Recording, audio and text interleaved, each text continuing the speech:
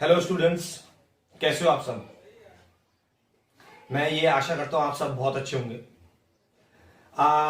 इससे पहले कि आज हम लोग टॉपिक पर बात करें, सिर्फ 2 मिनट में स्टूडेंट्स के लिए एक मैसेज देना चाहूंगा। मैंने नोटिस किया है कि कुछ स्टूडेंट्स अभी भी, जबकि बोर्ड की क्लास के स्टूडेंट्स हैं, मगर सीरियसली नहीं है। ये मत सोचिए कि ये जो पीरियड है, ये जो लॉकडाउन पीरियड चल रहा है, इस समय में आप लोगों के टीचर्स आपको नहीं देख रहे, ठीक है, तो आप अपने घर में पढ़ते हुए और हमें कोई देखने वाला नहीं है, तो इस तरीके से अपने समय को बर्बाद ना करें। अपने पेरेंट्स की और अपने खुद की आंखों में धूल मत झोंकें।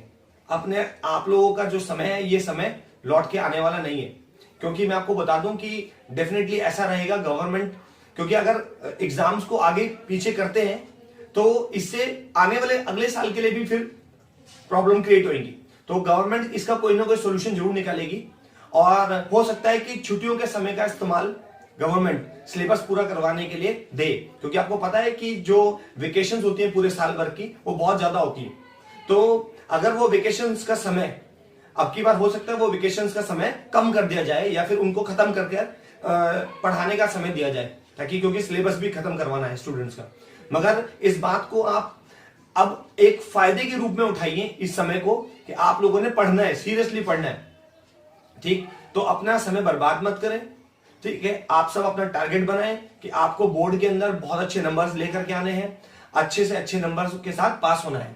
तो इस टारगेट को लेके चलेंगे और खूब मेहनत करेंगे। अब आज का जो हमारा टॉपिक है उस पर बात कर लेते हैं। जो हमारा टॉपिक है उसका नाम है म्यूटेशन।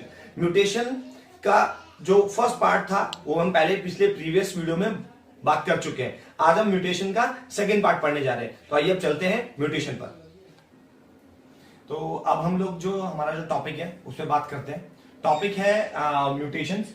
अब म्यूटेशन की जो डेफिनेशन है और जो उसके टाइप्स हैं, टाइप का ग्राफ है, और जो फर्स्ट टाइप की वैरायटी थी वो हम लोग इससे प्रीवियस वीडियो में हम लोग पढ़ चुके हैं। तो चलो मैं आपको थोड़ा सा रिवाइज करा देता हूं।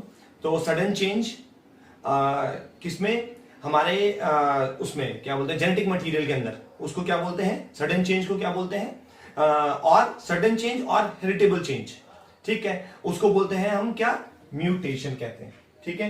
म्यूटेशन फर्दर 2 टाइप का होता है, एक तो जीन म्यूटेशन, ठीक, और जीन म्यूटेशन भी फर्दर फिर 2 टाइप का होता है। कौन कौन सा, पॉइंट म्यूटेशन और फ्रेम शिफ्ट म्यूटेशन।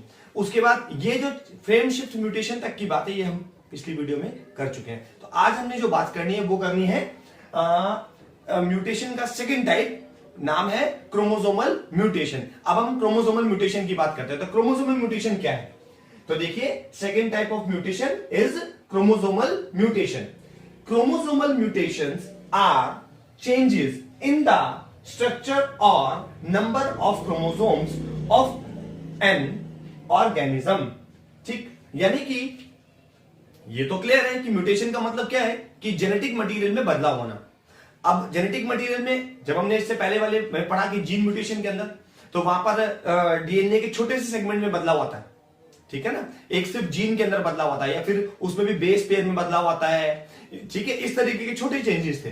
अब की बार बड़ा चेंज होने वाला है, यानी कि डीएनए में बड़े सेगमेंट के अंदर चेंज आने वाला है, ठीक है। तो वो क्रोमोसोम्स, ताकि क्रोमोसोम के अंदर बदलाव आ जाए, जिससे क्रोमोसोम का स्ट्रक्चर बदल जाए। तो देखिए क्या बोल रहा है कि क्रोमोसोमल म्यूटेशन जो होता है वो बदलाव होता है किसका, स्ट्रक्चर का। किसके स्ट्रक्चर का, क्रोमोसोम के स्ट्रक्चर का, ठीक। या फिर नंबर में बदलाव, क्रोमोसोम्स के नंबर में बदलाव आ जाए, ठीक है। किस में आ जाए, किसी भी एक ऑर्गेनिज्म के अंदर आ जाए, ठीक है। अच्छा, चाहे वो प्लांट भी हो सकते हैं और चाहे वो एनिमल्स भी हो सकते हैं। इस प्रकार की ये हम कैसे पता लगाएंगे, तो these can be detected by through karyotype studies. Karyotype studies किसे बोलते हैं, कैरियोटाइप स्टडीज का मतलब होता है एक प्रकार की पिक्चर जिसके अंदर किसी पर्सन के, जिस पर्सन की कैरियोटाइप स्टडी हो रही है, उस पर्सन के सेल के अंदर जितने भी क्रोमोसोम्स हैं उनका जो शेप्स है उसकी स्टडी को कैरियोटाइप स्टडी कहते हैं। अच्छा, टाइप्स ऑफ क्रोमोसोमल म्यूटेशन, ये 2 टाइप के होते हैं। कौन कौन से, स्ट्रक्चरल वेरिएशन ऑफ क्रोमोसोम और दूसरा न्यूमेरिकल वेरिएशन ऑफ क्रोमोसोम। अब हम लोग स्ट्रक्चरल वेरिएशन ऑफ क्रोमोसोम को डिफाइन करते हैं पहले, चलिए। तो अब आइए देखते हैं क्रोमोसोमल म्यूटेशन के फर्दर टाइप्स। क्रोमोसोमल म्यूटेशन के दो टाइप होते हैं, एक तो होता है structural variation of chromosome number 1 type, और number 2 numerical variation of chromosomes. सबसे पहली बात कर लेते हैं स्ट्रक्चरल वेरिएशन ऑफ क्रोमोसोम्स की। The loss or gain of a segment of DNA results in structural variation of chromosomes. This alteration in chromosomes results in abnormalities and is common in cancerous cells। यानी कि जब chromosome का, तो आपको पता है कि क्रोमोसोम जो होता है वो लॉन्ग चेन ऑफ डीएनए से बनती है, ठीक है। तो डीएनए का एक सेगमेंट ही क्या हो जाए, ठीक है, लॉस हो जाए या गेन हो जाए, जिसकी वजह से क्रोमोसोम का जो एक्चुअल स्ट्रक्चर है वो स्ट्रक्चर बदल जाए, ठीक है। तो स्ट्रक्चर में, क्रोमोसोम के स्ट्रक्चर में चेंज आ जाए, किस वजह से, डीएनए सेगमेंट, पूरा डीएनए सेगमेंट, नॉट जीन, ठीक, डीएनए सेगमेंट ही या तो चला जाए या आ जाए, ठीक। अच्छा, ये इसकी वजह से कुछ एबनॉर्मेलिटीज भी आ जाती हैं, और ये कैंसरस सेल्स में भी देखा जाता है। जो कैंसरस सेल्स हैं उनमें स्ट्रक्चरल वेरिएशन ऑफ क्रोमोसोम्स देखा जाता है। उसके बाद जो इसकी सेकंड जो टाइप है क्रोमोसोमल म्यूटेशन की, सॉरी ये है, एक मिनट रुकिए बता देता हूं मैं आपको, हाँ, क्रोमोसोमल म्यूटेशन की, सॉरी। तो उसकी second type numerical variation of chromosomes. तो क्या है definition, in this type of mutation changes occurs in number of chromosomes. अगर क्रोमोसोम के नंबरों में फर्क पड़ जाए, ठीक, जैसे आपको पता है कि हमारे जो ह्यूमन बॉडी है उसके अंदर 23 पेयर ऑफ क्रोमोसोम्स है, यानी कि टोटल नंबर ऑफ क्रोमोसोम्स कितने हुए, 46। तो अगर नंबर चेंज हो जाए, ठीक है, 46 नंबर बदल के आगे या पीछे नंबर बदल सकते हैं, तो अगर नंबर बदल जाए तो ऐसे वेरिएशन को, और या ऐसे म्यूटेशन को हम न्यूमेरिकल वेरिएशन ऑफ क्रोमोसोम्स कहते हैं। अब न्यूमेरिकल वेरिएशन ऑफ क्रोमोसोम्स आगे फर्दर टाइप है, तो उसके फर्दर टाइप की बात करते हैं। तो अब हम यहां पर बात करेंगे जो आपका न्यूमेरिकल वेरिएशन है उसके फर्दर टाइप की। तो जो न्यूमेरिकल वेरिएशन होते हैं वो दो टाइप के होते हैं, एक तो एन्यूप्लॉइडी और दूसरा पॉलीप्लॉइडी। अभी एन्यूप्लॉइडी की बात तो हम अभी कर रहे हैं, पॉलीप्लॉइडी को आगे फर्दर लेते हैं। तो पहले एन्यूप्लॉइडी देख लेते हैं। A chromosomal mutation due to addition or deletion of one or more chromosomes in the normal diploid set। मैंने आपको पहले भी बताया था डिप्लॉइड सेट यानी कि 2n, ठीक, n माने हिप्लॉइड और 2 से मल्टीप्लाई कर देंगे आगे तो 2n इज डिप्लॉइड। तो हमारी बॉडी क्या है, हमारी जो पूरी बॉडी होती है वो डिप्लॉइड होती है, ठीक है। अच्छा, गैमेट जो होते हैं वो हिप्लॉइड होते हैं। तो a chromosomal mutation due to addition or deletion of one or more chromosome, यानी कि या तो डिप्लॉइड में, यानी कि टोटल नंबर ऑफ साइट्स में जितने भी क्रोमोसोम्स हैं उनमें, ठीक है, क्रोमोसोम घट जाए या बढ़ जाए, ठीक है, तो उसको एन्यूप्लॉइडी कहते हैं।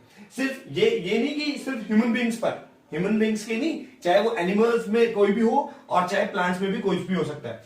अच्छा, अब इसमें एन्यूप्लॉइडी के फर्दर टाइप, तो एन्यूप्लॉइडी दो टाइप का होता है, मोनोसोमी, ठीक, फर्स्ट टाइप ये रहा, इसको मैंने यहां पर A1 से डिनोट कर दिया है, और दूसरा है A सेकेंड ट्राइजोमी, यानी कि एन्यूप्लॉइडी के दो टाइप हो गए, ठीक है।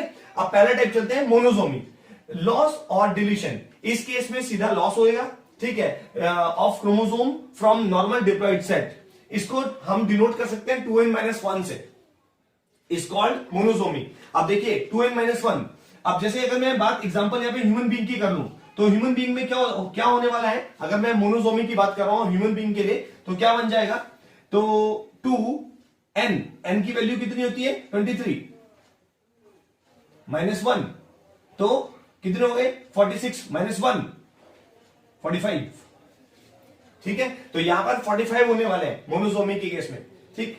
अच्छा, इसका एग्जांपल है जो डिजीज देखने को मिलती है मोनोसोमी की वजह से, वो डिजीज का नाम है टर्नर सिंड्रोम। ये फीमेल डिजीज होती है, महिलाओं में मिलती है।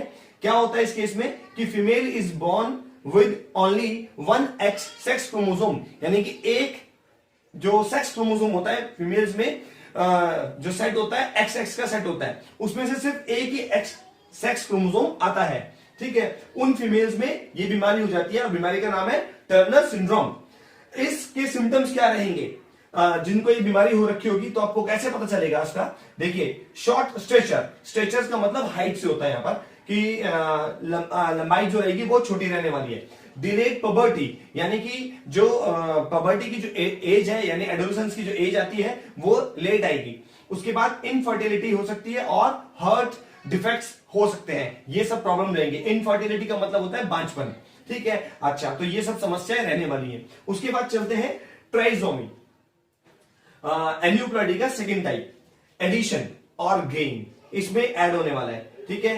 Chromosome from normal diploid set, तो नॉर्मल डिप्लॉइड सेट में एक क्रोमोसोम ऐड हो जाएगा। देखो यहां पर कैसे कर रहे हैं, 2n+1 है तो वही है फॉर्मूला 2 × 23। अगर ह्यूमन बीइंग्स की बात कर रहे हैं तो प्लस का 1 बराबर कितने हो जाएंगे, इसका मतलब 47, और नॉर्मल सेट 46 है। तो 46 इससे पहले वाले केस में 45 हो गया और इस वाले केस में 47 हो गया, ठीक है। अच्छा, इसके एग्जांपल क्या मिलेगा? ये इसका एग्जांपल है डाउन सिंड्रोम। इसके सिम्टम क्या रहेंगे डाउन सिंड्रोम के?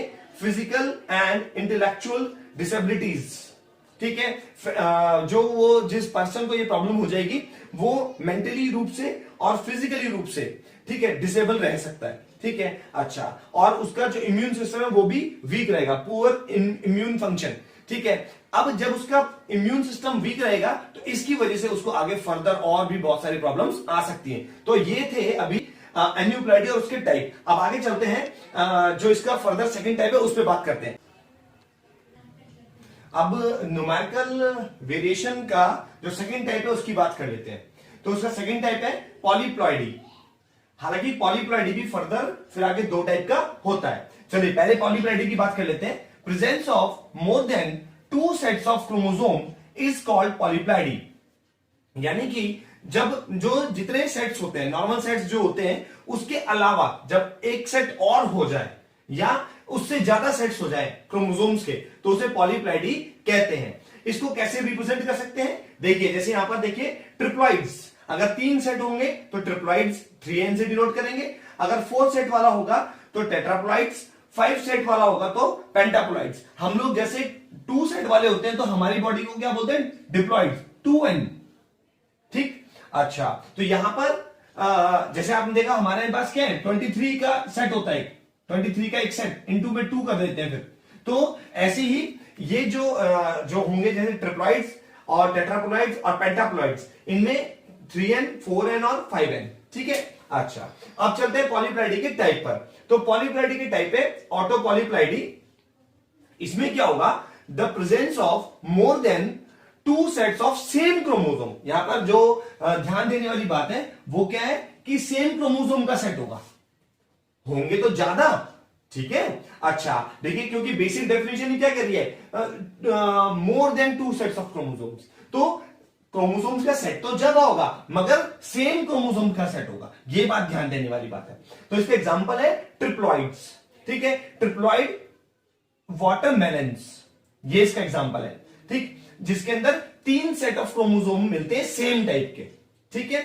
आर सीडलेस, ठीक। अच्छा, बिना बीज का होता है और ज्यादा मीठा होता है, एंड मोर स्वीट, ठीक है। ये इसका एग्जांपल है। वैसे ज्यादातर जो पॉलीप्लॉइडी वाले केसेस है ये प्लांट्स में देखने को मिलते हैं, ठीक है। वैसे होते एनिमल्स में भी है, बट यहां पर हम एग्जांपल, क्योंकि ज्यादातर प्लांट्स में देखने को मिलता है तो इसलिए हम एग्जांपल प्लांट कर ले रहे हैं। उसके बाद चलते हैं एलोपॉलीप्लॉइडी पर। It is presence of more than 2 different sets of chromosomes. यहां पर क्या बोल रहे हैं कि डिफरेंट सेट्स ऑफ क्रोमोसोम्स होते हैं, ज्यादा तो होंगे, total number of sets of chromosomes के मुकाबले में ज्यादा होंगे मगर डिफरेंट होंगे, जो दूसरे हैं वो डिफरेंट है। जैसे कि एग्जांपल है कॉमन ब्रेड व्हीट, जो आमतौर पर आप गेहूं यूज करते हैं उसमें देखने को ही मिलता है। देखिए यहां पर सेट्स का फर्क है, डिफरेंट सेट्स ऑफ क्रोमोसोम्स है यहां पर, ठीक है। तो आज का जो टॉपिक थे ये था म्यूटेशन। तो ओवरऑल म्यूटेशन का जो टॉपिक है वो यहां पर अब खत्म हो रहा है, ठीक है। तो अब हम लोग नेक्स्ट टाइम फिर अगले लेक्चर में मिलते हैं। So keep watching and keep learning. Thank you very much.